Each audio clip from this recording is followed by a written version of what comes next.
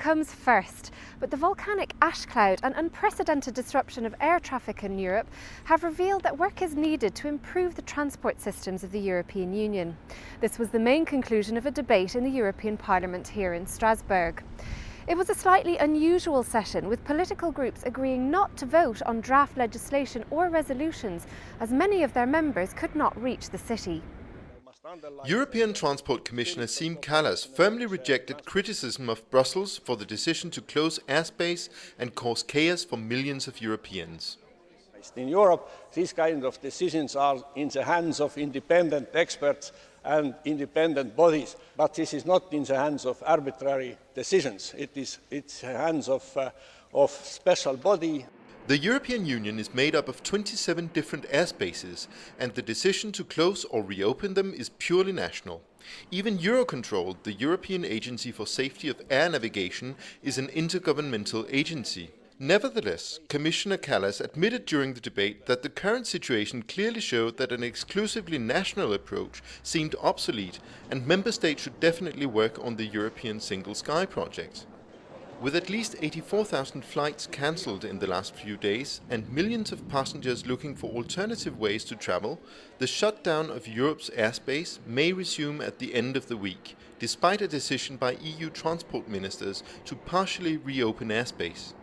But the severe economic consequences could hit millions of European citizens in the next months. First estimations put losses at around €150 million a day for air companies, worse than after the September the 11th terrorist attacks in New York and Washington. Travel agents and other tourist companies will also fall into the red, aggravating the consequences of the economic crisis. EPP Group Vice Chairwoman Corien Wortmann-Kool urged the European Commission and the Member States to respond appropriately to the crisis and to assure that measures taken to respond to its economic consequences are properly coordinated. Airlines have suffered huge economic losses. The costs of suspending air traffic, but also the costs related to assistance to stranded passengers, were very high.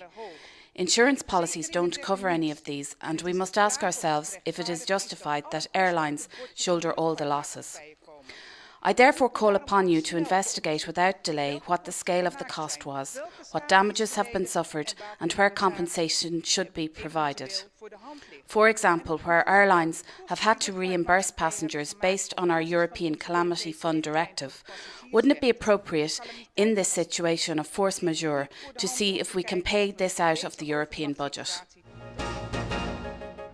New EU regulations on airport security charges were also debated in Parliament.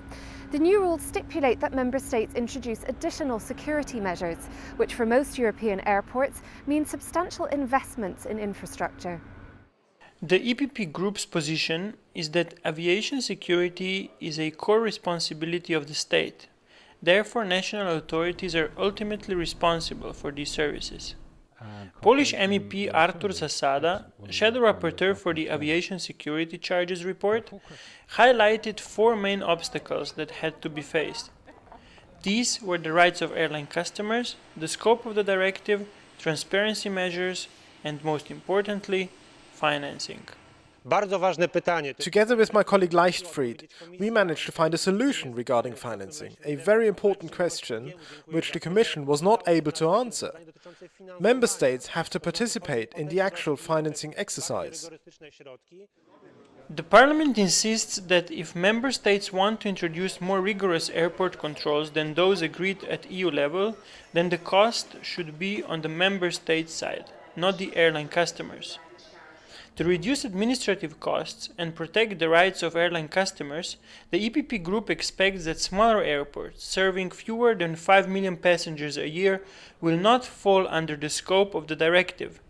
An independent supervisory authority should be able to scrutinize the system of security charges. At present, the levying of airport security charges is regulated at national level and is not always transparent for the customer. In the European Parliament, we worked out a common position, which I believe to be an ambitious one. A position which is a challenge to the Council and the Commission. I strongly believe that we as airline passengers shouldn't have to pay fees for security. So I'm looking for a compromise here, a compromise with the Council.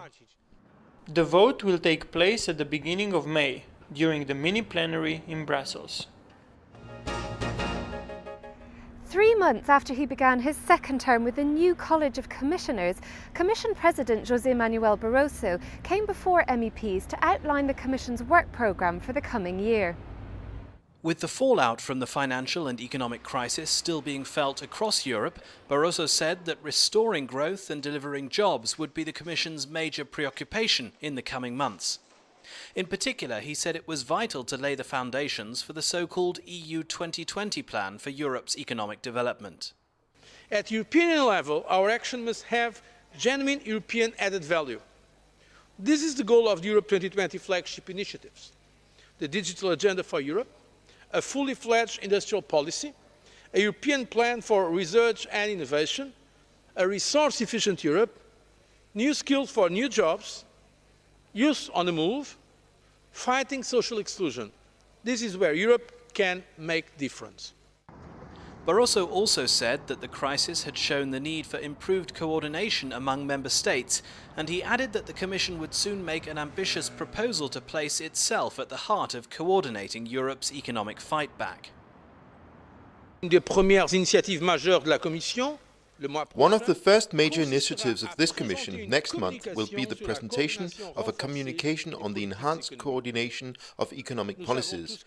We all know that's in Europe's collective interest. The Union must strengthen the system and take into account all the various risks and the economic balance. We need to improve internal mechanisms. For the EPP group, Vice Chairman Joseph Schaier from Hungary told us that the Commission was well placed to facilitate the coordination of economic policies in the Union, but needed to back up its words with action. Let me give you an example of the workplace, the employment strategy, which is called now the 2020 strategy of the European Union. If we follow the example of the previous one, the Lisbon strategy, then we don't get too much because the cooperation of the national parliaments, national government, if it's missing, then European Union just cannot give the added value which Europe deserves. He added that the EPP's influence across all the EU institutions puts our group in a position to shape the development and implementation of Commission policies right across the legislative spectrum. The result, at least as a plan, is very much in line with the EPP policies of creating jobs through market mechanisms, also somewhat regulating markets when they are not working, especially financial markets, which has been caused serious problems and crises in the recent years, but in the same time stressing and using small and medium-sized enterprises to create jobs and make Europe again a dynamic economic force getting out of the crisis.